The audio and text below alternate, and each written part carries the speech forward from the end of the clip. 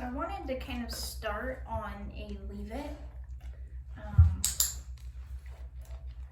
This is kind of complex to teach. I think sometimes it's hard not to make it a negative thing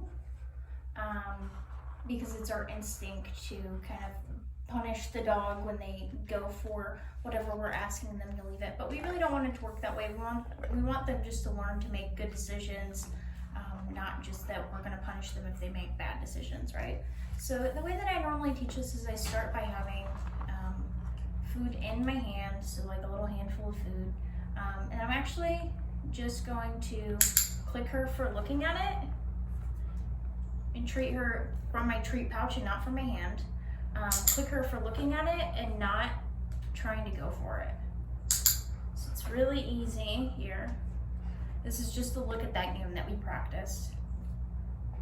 So now I'm waiting for her to look back at me. She's doing a great job.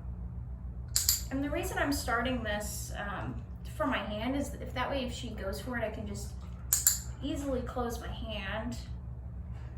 And then eventually we'll move to it being on the ground, and then I can cover it with my hand.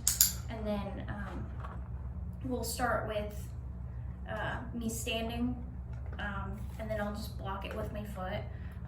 But that's more when it's reliable. That way I don't have, if she decides to go for it, I'm not like stepping in front of her and spooking her, right? So there's also nothing wrong with if she doesn't look back at the food. If she just immediately eats the food and looks back at me and is ignoring what's in my hand, that's awesome. There's nothing wrong with continuing to reinforce her just for looking back at you. Yeah, you're so smart. You're a genius. So she's doing really well with this. I'm gonna put the food on the ground, but pretty far away from her.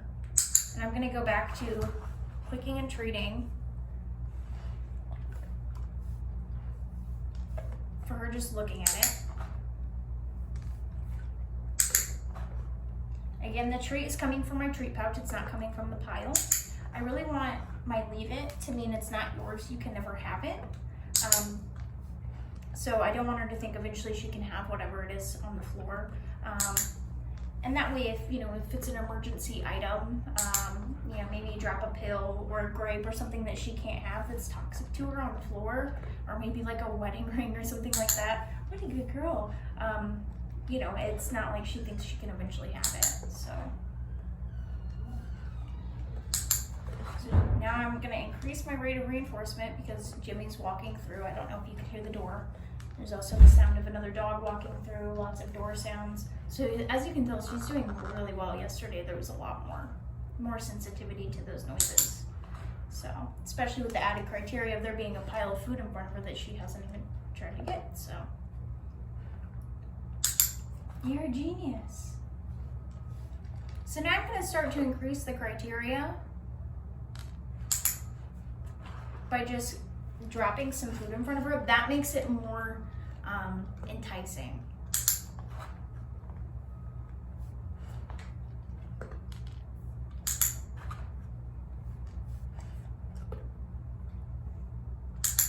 So now I think she's ready for the cue.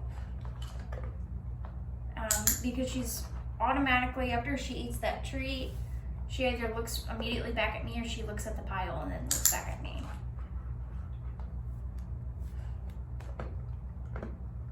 Leave it. Click the moment she looks at me.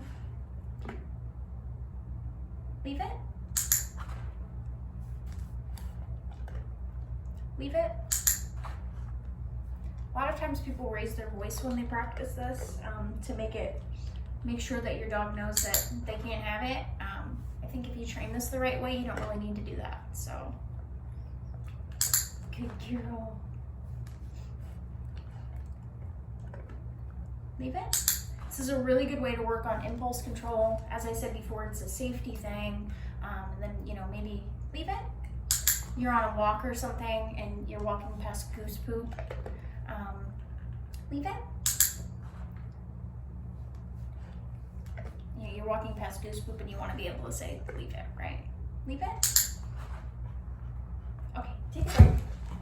Now I'm going to pick all these treats up when I'm done. Again, they're not hers, she can't have them. Hazel. It's kind of hard because it's little pieces of kibble that are hard to pick up.